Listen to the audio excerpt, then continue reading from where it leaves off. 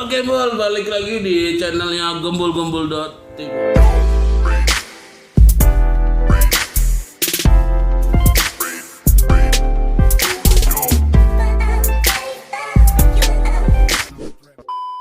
Aku sekarang lagi berada di rumahnya DJ di Pekanbaru yang terhits, asik, terkece. Nah, terus anak muda sekarang pada tahu nih dengan DJ satu.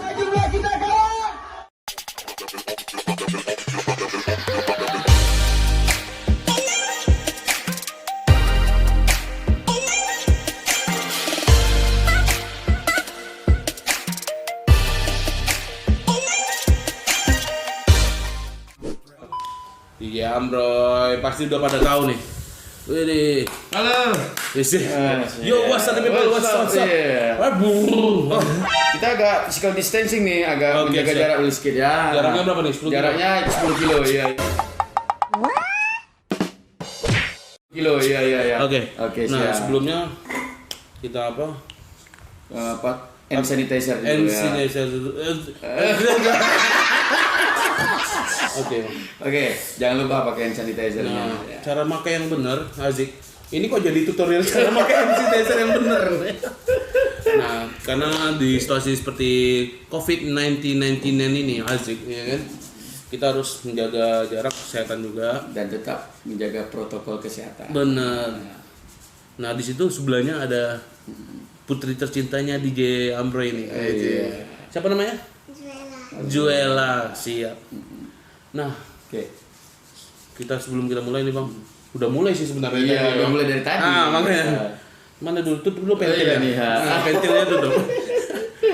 Nah, sebelum kita lanjut lagi, kasih tahu sedikit dong, Bang. Kenapa alasan Abang memilih profesi DJ ini menjadi mata pencariannya? Oke, Mm-mm. saya buka dulu ya, Iya. biar lebih jelas lagi. Oke, siap.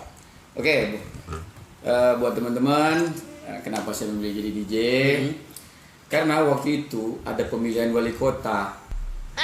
Wajah saya ini tuh kurang pas tuh gitu saat di banner, saat di baliho tuh. Jadi saya banting setir memilih ke DJ. Jadi sebenarnya saya nggak cocok untuk jadi wali kota, makanya saya jadi milih DJ gitu. Atau satu lagi karena ini, orang kan biasa kalau dicoblos di sininya, Nah, sininya. iya. Ini coblos di sini. Oke. Tapi bukan itu ya, Bang. Tapi intinya Nah. saya waktu itu memang memilih DJ. Saya kira kayaknya salah satu kerjaan yang hobi yang menghasilkan. Kayaknya di DJ inilah gitu. Itu ya. Hobi yang menghasilkan. Hobi yang menghasilkan. Oke. Terus awal mulai karirnya itu gimana, Pak? Oke, jadi waktu saya tamat SMA 2001 di Dumai, saya pindah ke Tanjung Balai Karimun. Nah, begitu di Tanjung Balai Karimun, saya disitulah pertama kali belajar DJ sama abang saya waktu itu. Abang saya Tony Roy, saya belajar DJ sama dia. Nah, waktu itu job DJ-nya malah dapatnya di Pekanbaru 2003. Nah, saya ke Pekanbaru 2003, itulah di Permata Musik di depan Ratu Mayang Garden waktu itu. Cuma sekarang dia udah nggak ada lagi. Nah, kemudian sampai 2006. Nah, dari 2006 itulah saya melalang buana kemana-mana, sempat ke Jakarta, habis Jakarta tuh saya balik ke Batam, dari Batam ke Pekanbaru lagi. Nah, dari Pekanbaru saya sempat ke Tanjung Pinang, di Lagoy waktu itu. Nah, di Lagoy, habis itu balik ke Pekanbaru, terus sempat pernah ke Manado, habis Manado lagi balik lagi pernah ke Dumai juga, pernah kerja di Dumai, di Horizon, kemudian di Batam 2008 di Novotel, 2010-nya di Seven Heaven, di Vista gitu. Berarti udah hampir Udah lumayan lah. lumayan lah ya, Bang. Ya, lumayan lah jalan-jalan kelilingnya. Nah, terus selama Abang udah melalang buana nih, Bang. Si Bang Am kayak udah ini ya. DJ Ambroy ya, Ambroy ya. Tangannya mana tangannya? Aduh, rindu nih sama Covid nih. Rindu lantai 5. Rindu lantai 5 aja. Yang rindu lantai 5 komen di bawah, oke? Oke. Komen. Nah, tadi udah melalang buana kemana-mana nih, Bang. Terus ada nggak keluh kesah nih bang? Ibaratnya ada nggak enak atau nggak enaknya apa gitu? Selama Abang profesi sebagai DJ ini? yang pasti kalau nggak enak nih, kalau nggak dapat duit. Kalau nggak dapat duit ya? Kalau enak ya pasti dapat duit. Pasti dapat duit. Jadi maju kena, mundur kena. Jadi intinya selama enaknya tuh yang pasti saat kita kontrak kita diperpanjang, kemudian gaji kita naik, nah kemudian pastinya dapat sawer. Nah ngomongin soal sawer ini, minimal sehari itu berapa? Kalau Kan kita pasti karena bicara ini, Bang. ini bahaya ini. Rahasia ibu negara nanti bahaya juga. Susah ini karena yang pasti intinya pendapatan seorang DJ itu pasti beda dengan yang lain. Jadi intinya selagi kita dapat rezeki, kita harus bisa menabung untuk masa depan. Itu aja. Jangan sampai kita lupa masa depan. Iya. Jangan sampai lupa masa depan. Karena masa depan akan lupa kepada kita. Nah terus pas lagi, kan abang lagi kerja nih, jadi residen nih, lagi ngibur crowd apa segala macam. Ada nggak jumpa misalnya crowd itu yang sok asik atau gimana? Oh pasti banyak atau yang ngusil gitu. Macam-macam. Jadi crowd ini kadang-kadang ada yang anak kecil seolah-olah seperti kayak dia yang bos ada. Terus ada juga yang namanya bos tapi mejanya kosong. Asik. Ada namanya Papa Royal tapi orangnya pelit. Terus macam-macam lah pokoknya kita ketemu. Jadi kita kutip tadi nih abang. Dia bos tapi meja kosong. Mejanya kosong benar. Jadi itu kata sekarang apa? Melatih bukan melatih apa? Pura-pura tinggi. Oh, putri Pura-pura tinggi. Pura-pura tripping. Bang 5.000 bang. Iya. Karena ya udah pada tahu lah itu kenapa itu ya. Iya. Nah terus selama mendj ini tadi udah ada keluh kesahnya juga, senang dan nggak senangnya juga ya bang. Nah kan abang ada buka ini juga nih, sekolah manajemen apa sekolah DJ. Sekolah DJ dan manajemen. Nah kalau boleh tahu apa tuh bang? Jadi biar rekan-rekan yang nonton atau teman-teman semua, Mbul semua tahu nih, siapa tahu bisa jadi DJ juga nih. Iya. Jadi sekolah DJ saya itu namanya Beatloop DJ Academy, dan kalau manajemen itu Beatloop Manajemen. Nah di sekolah DJ saya itu fee-nya itu 3 juta untuk 15 kali pertemuan. Sekali pertemuan itu 1 jam. Nah pertemuannya itu tiap hari, kecualinya Sabtu dan Minggu. Kenapa saya ambil Sabtu dan Minggu? Karena itu untuk waktunya buat keluarga. Jadi dari Senin sampai Jumat itu full saya ajarin. Nah kita buka studionya itu sekarang bisa sampai malam karena studio udah pakai peredam. Sudah upgrade coy. Boleh sampai malam. Ya kalau memang nanti ada yang mau belajar malam silakan. Nah selagi masih kita libur ini. Tapi kalau nanti saya seandainya udah mulai kerja, mungkin kita lihat dulu jamnya dulu. Sehingga tidak mengganggu jam kerja saya gitu. Paling mungkin kalau ada yang mau belajar juga mungkin antara jam 7 sampai jam 8 aja. Karena nanti kan ada saya butuh istirahat juga, nanti mungkin jam 9 saya udah berangkat kerja. Itu udah berapa lama tuh bang membuka sekolah? Kalau buka sekolah DJ sih baru dari tahun 2013.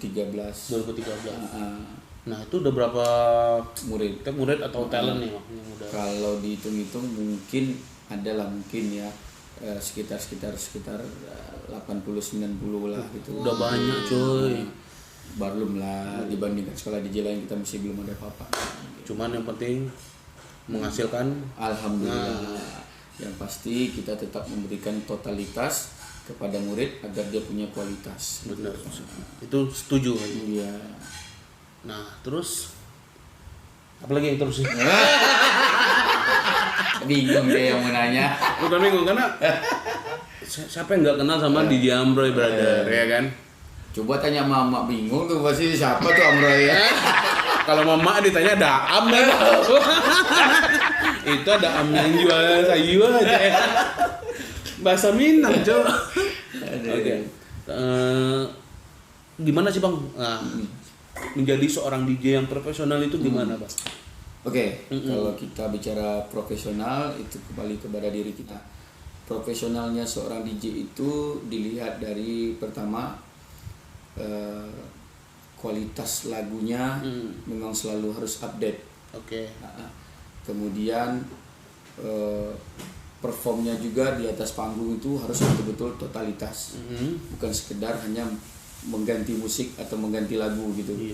Kemudian attitude-nya juga harus dijaga agar dia tidak seperti kayak orang yang arogan lah gitu. Jadi DJ itu punya ibarat kata, walaupun dia ibarat kata bukan artis kayak di TV, dia juga artis di klub itu. Jadi semua mata itu tertuju kepada dia, karena dialah yang membuat crowd itu bisa nyanyi bareng-bareng, bisa joget, bisa orang duduk, bisa orang pulang juga, ngusir tamu gitu. Iya. Jadi kalau nggak ada DJ, itu tempat ampa aja. Iya benar, mati, tiada rasa gitu. Iya, ibarat sikat gigi tanpa odol. Itu aja deh bang. Iya. Terus, nah yang paling pentingnya nih buat mungkin selain profesi DJ juga ya mungkin, ataupun orang umum, penting nggak seorang DJ itu, apalagi di dunia malam nih bang, drugs misalnya, Iya. terus ada alkohol, Iya. terus ya inilah ya si kelinci, ya kan? Nah menurut abang itu perlu nggak? Oke, semua itu lebih baik kita dalam keadaan normal. Normal. Nah, normal dalam arti benar-benar kita tidak menggunakan apapun. Karena kalau normal itu akan bisa selamanya. Jadi pengaruh ya. Jadi kalau kita dalam keadaan tidak normal, itu diri kita tuh merasa diri kita pertama paling keren, Asik. Siap. paling jago, paling hebat, paling ganteng ataupun paling cantik sekalinya. Begitu kita udah balik lagi itu ibarat kata kita kembali ke normal, yang tadi ini hilang semua.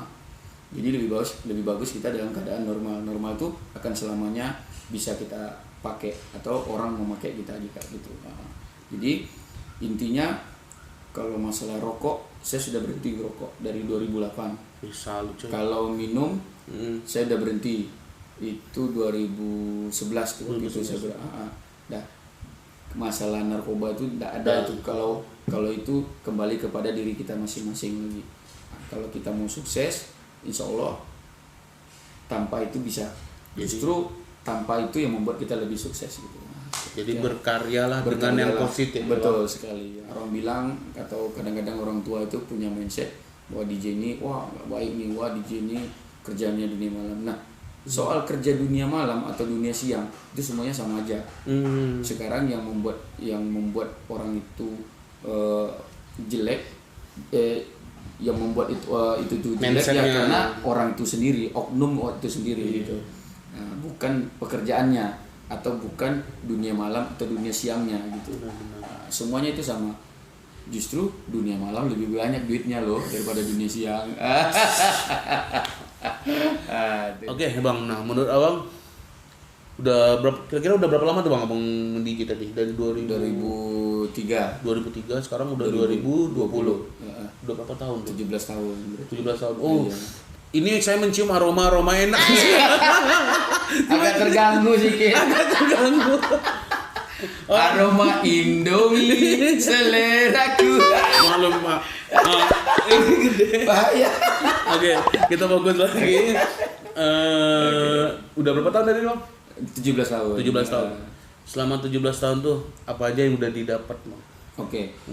Waktu itu mungkin pertama salary saya mungkin kecil waktu itu. Kemudian kerjaan atau kontrak kerja itu mungkin sebentar gitu. Ada juga yang malah tempat kerjaan saya itu tutup gitu.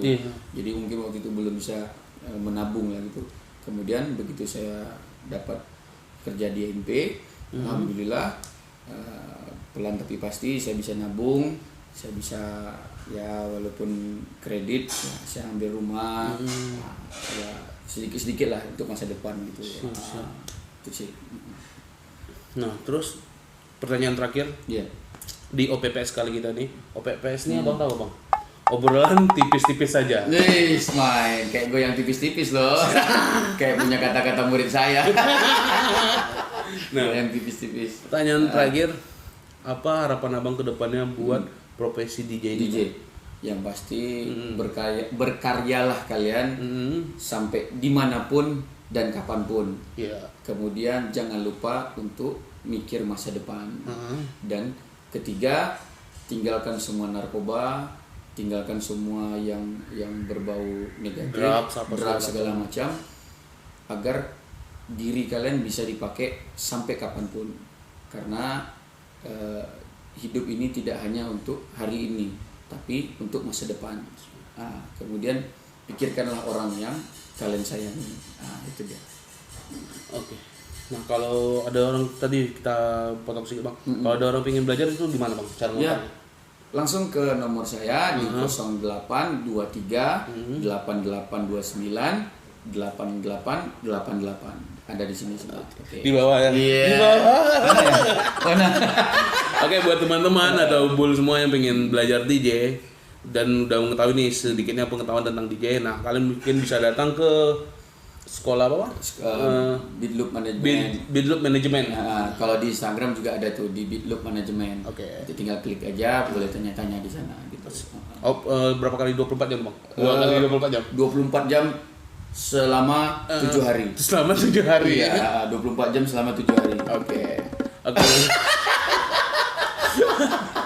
Oke, mungkin itu bincang-bincang tipis kita kali ini bareng DJ Amroy. Oke. Tangannya mana tangannya? Tangannya khusus. Oke, jangan lupa pantengin terus channel ini Gembul TV. Jangan lupa subscribe, like, komen, and share. Agar kalian tahu pembahasan apa yang saya bicarakan, agar tahu perkembangannya. Oke, siap. See you next time. Bye bye.